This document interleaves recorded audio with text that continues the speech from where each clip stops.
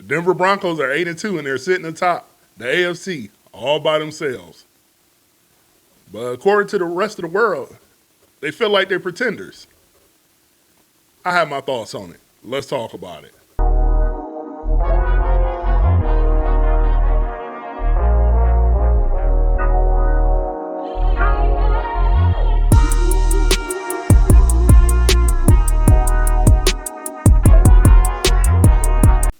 After a tough win against the Las Vegas Raiders, which was a 10-7 game, I'm going to be honest, it wasn't the most entertaining game for even a diehard NFL football person like myself. I know for casuals, they were probably asleep or doing something totally different. But I was kind of shocked and surprised to see how social media took the Denver Broncos and the media pundits. Matt Verderame of Sports Illustrated wrote a pretty cool article, and he gave his thoughts on what he felt like the Denver Broncos was, and he felt like they were smoke and mirrors. Well, I got to push back to my friend, and I have my thoughts. And I don't think they're smoke and mirrors. I think they are a team that is growing, and I'm going to give you some of his thoughts, and then I'm going to give you some pushback. I'm going to give him some pushback. So, basically, what he was saying in a nutshell, he feels like Bo Nix is not an elite quarterback. He feels like they don't have enough talent, enough talented skill players, and basically that the defense is carrying this team, that the schedule is weak, which when you look at Denver's schedule, and I actually looked at it, their schedule wasn't that great. And every game that they won, for the most part, they won by 3 or less to lesser competition for the most part. But here's where I push back at. I think Sean Payton is doing a hell of a job with the Denver Broncos. Him coming in, dealing with the albatross, Russell Wilson and his contract, having all that dead cap money, identifying his guy in Bo Nix, who a lot of people wasn't high on Bo Nix. I actually liked it, Bo Nix coming out of Oregon. Now, if you would have asked me, had he come out and he was still at Auburn, I wouldn't have been high on Bo Nix. But I think he's done a good job with Bo Nix. I think Bo Nix has the tools to be an elite quarterback. Is Bo Nix on a roller coaster ride right now? He is. He missed a lot of throws last night. I think he had 2 picks in the game. One pick wasn't his fault. He threw the ball to Troy Franklin. Troy Franklin kind of bobbled it, and it went into the defender's hands from the Raiders. But he was missing some throws, and, he kind of has that gunslinger mentality.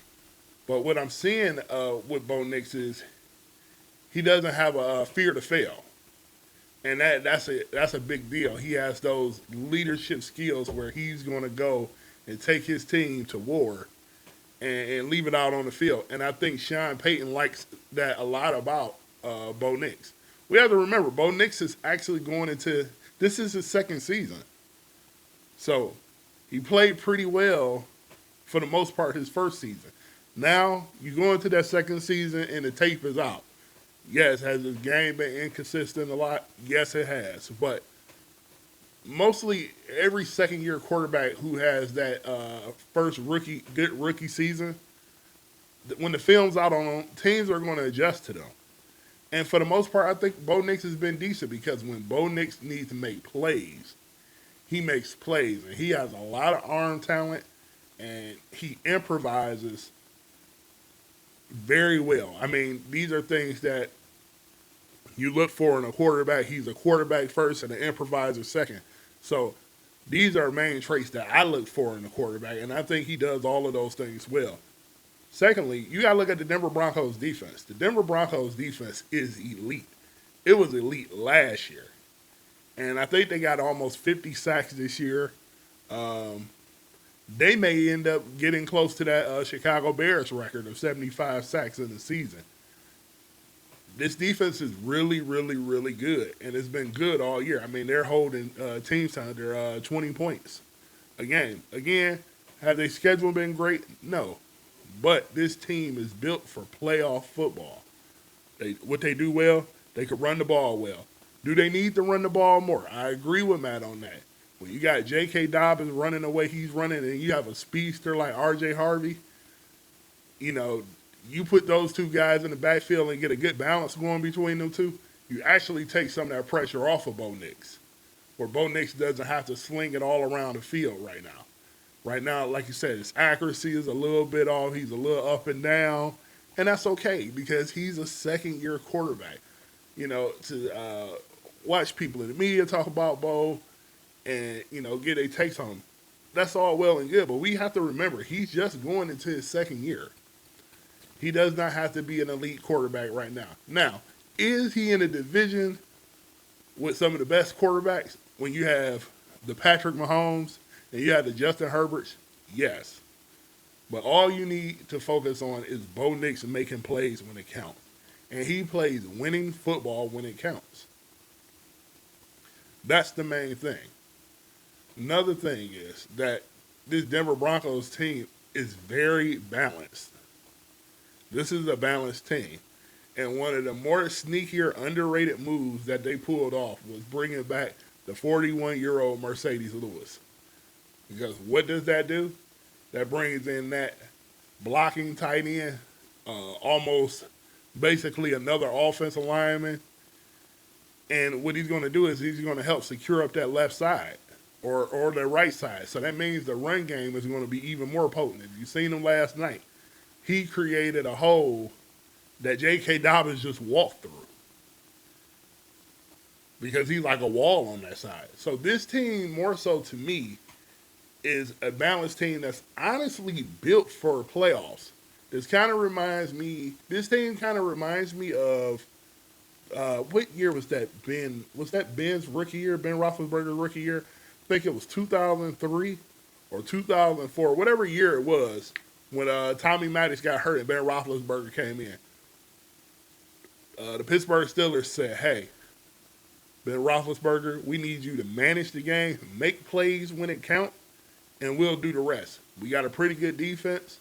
And I think, I can't remember what the Steelers' record was that year, but they made a deep run because their principles was in place.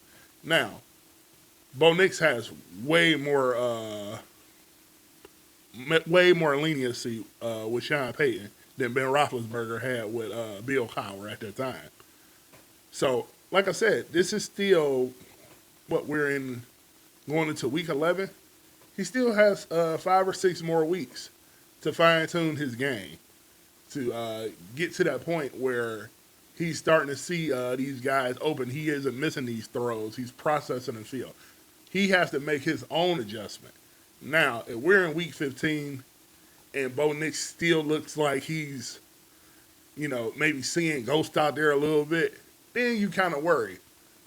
But again, this is the second year. Teams are adjusting to him, just like they've kind of adjusted to Jaden Daniels in Washington. Teams are watching film.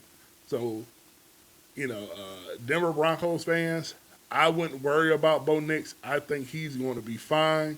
He has the right pieces around him. I also saw Matt and a few other people say he doesn't have enough weapons.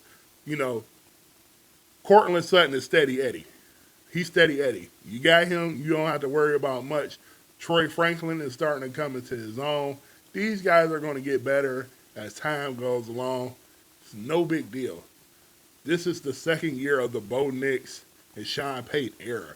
Everybody kind of relax. I mean, this is an amazing job that Sean Payton is doing. This is Coach of the Year worthy. So while everybody's saying that they're pretenders and all these other things, you didn't even think that the Denver Broncos were going to be 8-2 right now. No one did. So even if they go 500 the rest of the way, you didn't think they were going to get to 11 or 12 games. So I think everybody need to kind of pump the brakes. I actually think this team is in a great position. This team, this Denver Broncos team, I think is built to win in the playoffs. And as long as Bo Nix is starting to get a little bit better each week, and he's managing the game, Denver Broncos will be perfectly fine. And I think actually he'll probably rise to the occasion when he plays at Patrick Mahomes and these guys And those games are coming up soon. So we shall see how Bo Nix and the Broncos look. But to call them pretenders, honestly, is crazy to me because no one had them 8-2 right now. So to even call them a pretender, no, they actually are a pleasant surprise. Let me know what you guys think in the comments below. To the next video.